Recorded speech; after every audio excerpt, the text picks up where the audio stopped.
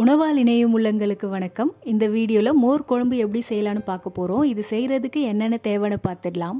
10 medium size வெண்டைக்காவை தண்ணியில கழுவிட்டு இந்த மாதிரி கட் பண்ணி வச்சிருக்கேங்க. 300 கிராம் தயிரை மிக்சி ஜார்ல ஊற்றி கட்டி இல்லாமல் அடிச்சு வச்சிருக்கேன்.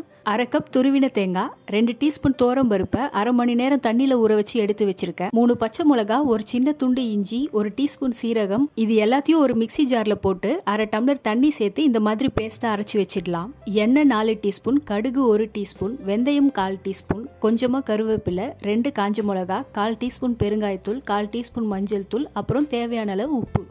முதல்ல ஸ்டவ்வை மீடியம் ஃப்ளேமில் வச்சுட்டு பாத்திரத்தில் 2 டீஸ்பூன் எண்ணெய் ஊற்றிடலாம். இதில் வெண்டைக்காய் போட்டுக்கிறேன். கூடவே வெண்டைக்காய்க்கு தேவையான அளவு கொஞ்சமாக உப்பும் சேர்த்துக்கிறேன். இப்போ இதை வதக்கிக்கலாங்க.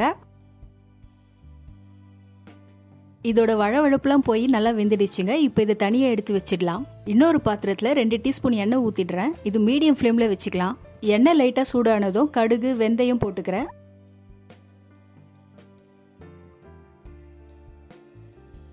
கடுகு பொரிஞ்சதுக்கு அப்புறம் கருவேப்பிலை, காஞ்ச மிளகா சேர்த்துக்கலாம். இது கூட பெருங்காயத்தூள், மஞ்சள் தூள் சேர்த்துக்கலாம். இதை ஒரு 2 செகண்டுக்கு கலரிட்டு அரைச்சி வச்ச தேங்காய் பேஸ்ட்டை இதில் சேர்த்துக்கிறேன்.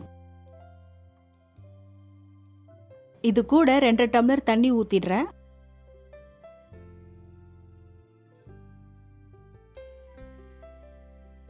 இதை கலந்துட்டு கொதிக்க வச்சுக்கலாம். இப்போ இது கொதிக்க ஆரம்பிச்சிடுச்சுங்க. வறுத்த வெண்டைக்காவை இதில் போட்டுக்கிறேன்.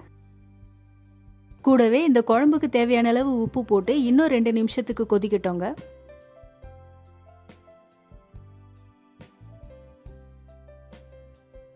கொதிச்சிடுச்சிங்க. இப்போ ஸ்டவ் ஆஃப் பண்ணிட்டு கடைசியாக தயிர் சேர்த்து கலந்துடலாம்.